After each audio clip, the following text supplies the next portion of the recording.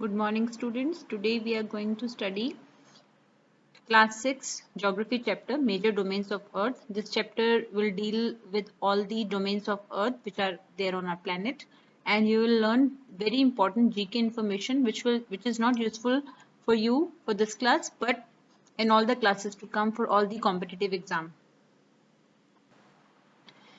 Starting with this, our Earth planet is the only planet that supports life, and the reason for the same is that we have life-sustaining elements. Now, which are these life-sustaining elements? They are land, water, and air. Now, the surface of our Earth, of our planet, contains all these life-sustaining elements, and the life is possible because in the narrow zone where all these three elements of life-sustaining they are meeting. Okay, now there are four major domains. First one is your lithosphere, then hydrosphere, atmosphere, and biosphere. Now all these four words have Greek origin. Now lithosphere, litho means stone in Greek. Hydro means this is hudor, which is a Greek word. Water. Atmosphere, atmos means vapor. Bio means life. So if you see the Greek meaning of the words of the domains, you will understand what exactly we are going to talk about. Now we'll see all these domains of the earth individually. Lithosphere, when I say, then we are talking about the solid portion of the earth on which we are living. Now see this in the picture. This is lithosphere. Hydro means water, as we just learned. Atmosphere means the gaseous part. Now the gaseous layer that we have the atmosphere of our planet contains many gases like oxygen, nitrogen, carbon dioxide. That domain is this. Hydrosphere means where we have presence of water, and when we say the presence of water, we mean all forms of water like your ice, water, and water vapor. Biosphere is a narrow zone where all these three elements are meeting together, and this contains all forms of life, that is called biosphere. Now we are going to do one by one. First we'll start with lithosphere. So the first domain is a solid portion of earth which is called lithosphere. It comprises of the rock part of the earth crust, and this rock part of the earth crust contains many thin layers of soil and which has nutrient elements, and these nutrient elements contain organisms. Now there are two major main division of the earth's surface. We find this lithosphere uh, in the continents and in the ocean basins also. Continents means which are the large land masses, these are called continents, and uh, we have huge water bodies, these are called ocean basins. Now lithosphere under these two are different. Now we'll see how they are different. Now look in this picture. If you look at this picture, we have lithosphere below the continental crust also and the oceanic crust also. Now if you see, first we'll talk about the oceanic crust. Now all the uh, oceans in the world are connected with water.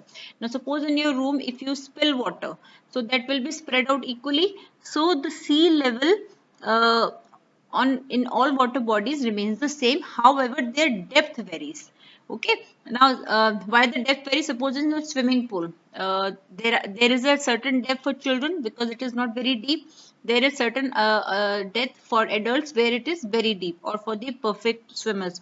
So we have this variation in depth in the ocean also. However, the surface level water, the sea level remains the same. But when we talk about the land, so the elevation of land, that means how high or how high the land is, it is different. Flat areas are there, then we have hills are there, then plateaus are there, then we have huge mountains. So elevation of land on land is different on lithosphere, however it is not same for the oceans. So sea level of sea water remains the same, but their depth is different. Now how do we measure the elevation of land? Because the level of sea remains the same, so that we have taken as 0. Now very important thing to learn now is that the greatest depth recorded, because we just learned that when I give you example of swimming pool, that the depth of the ocean is not same everywhere. So you know that Mount Everest is the highest peak. Now this is above the sea level. Okay, now when we go down to ascertain, to measure the depth of the sea, how deep the depth could be. So that is there. We know we know it as Mariana Trench, and this is there in Pacific Ocean. Now see, this is the height above the sea level on land of Mount Everest. It is very high, you know. Now, if you see it, it is double the. It is more than, not double. Sorry, it is quite deep. If you see, now you put Mount Everest down the earth to ascertain. You just look at in the picture and just put it down. It is further very deep if you see it. Okay. Now, coming to the continents, we'll deal with continents one by one so that you understand properly. There are 7 continents: Asia, Europe, Africa, North America, South America, Antarctica, and Australia. We'll deal with all 7 of them one by one. Now, coming to Asia, first of all, uh, see, for all the continents, they are separated by large water bodies. You will see large water bodies all around them. Now, coming to Asia, it is the largest continent. If you see it in the picture also, one can make out easily. It covers 1/3 of the total land area of the earth, and it lies in the eastern hemisphere. Now, you must be quite used to understand, quite acquainted with the knowledge of directions.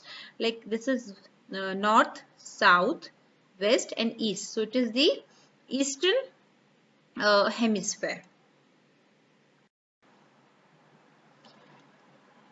Now, if you see this over here, this is your Asia, and which latitude is passing? Tropic of Cancer passes through your Asia continent. It is separated by, coming to this one, this is Asia and Europe. Now, Asia is separated by the Europe continent by the Ural Mountains in the west. So, this is in the east, so obviously the direction would be west. And the combined landmass of, because how do we define that? Okay, this is the this is Ural Mountains are there to divide the two. But if you are, because if you see, this is also landmass, this is also landmass, and this is also landmass. So combined we call them as Eurasia, Europe plus Asia. Okay, and the fact is, we just discussed, the highest mountain peak is the Mount Everest, and it is in the Asia continent. Now we'll move on to our next continent, which is Europe. It is very much smaller. If you see in the picture, it is very much smaller than Asia. Asia is very large. It is the largest continent in the world. The continent lies to the west of Asia. It is east, and this is west of Asia. Okay, the Arctic Circle, which is just 66.5 degree north, that passes through it.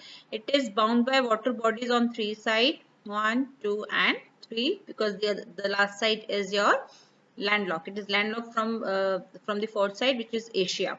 Okay, and Eurasia, again, it's a combined landmass of Asia and Europe divided by Ural Mountains.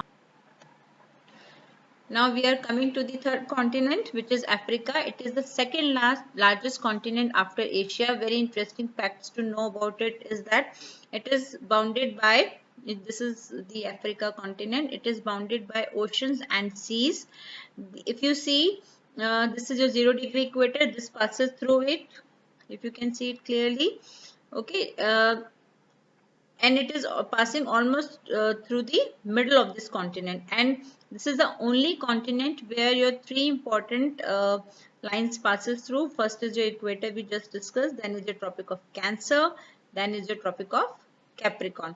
Now if you will see, you will find that like, because it is equator, and you will see that, ma'am, you can say that it is falling into both the hemisphere, but it is not so. The land mass, I'm repeating again, the land mass of Africa is, its major land mass is in the northern hemisphere.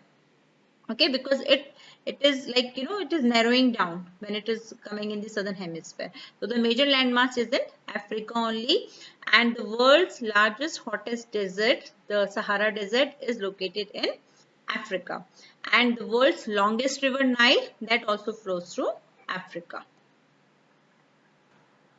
Now before we move ahead, there are 2 important things that one needs to understand. This will be very useful. Now first is your strait and isthmus. Now what are these 2? Strait is like, if you see in the picture, what is the difference? This is a water body here and this is a water body here. Now strait is a narrow body of water which is connecting your two large water bodies. It could be sea, it could be ocean. So strait will connect two large water bodies, and isthmus, you will see, it is connecting, it's a passage of, it's a piece of land which is connecting two large land masses. So strait is connecting two large water bodies, and it is connecting two large land masses.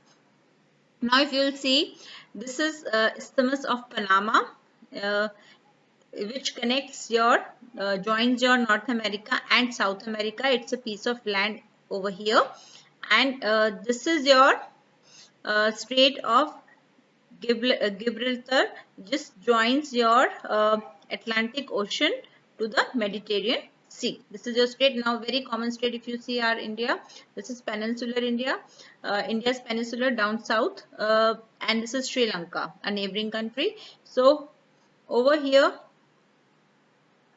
we have Park Strait. Now this is actually it's a narrow body which is connecting these two mountains and separating the two land masses. Okay, so this is connecting two water bodies, this and this one. I think this is quite clear now. So Park Strait lies between India and Sri Lanka.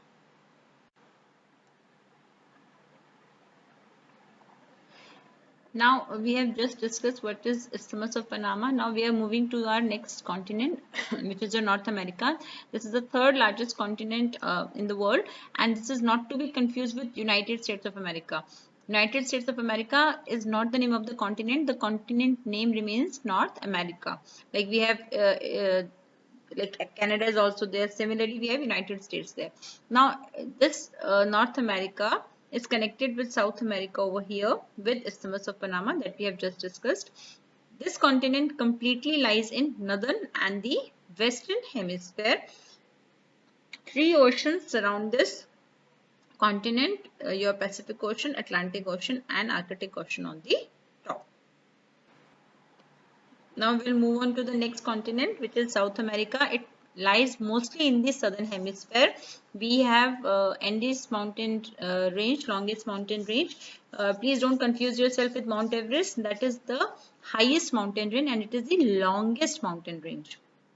It runs through its length from north to the south. Now it is surrounded by South America. It's surrounded by Atlantic Ocean on the east and Pacific Ocean on the west.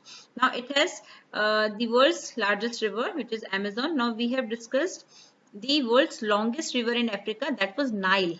So there's a difference. When we talk about longest river, we are talking about the length, and when we are talking about the largest river, we actually talk about the volume of the river. So there's a difference. Please mark this difference.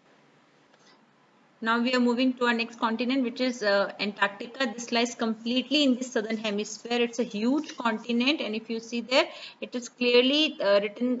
If you happen to visit this or you see more things, then you will find in Antarctica it is written clearly that it is geographic South Pole.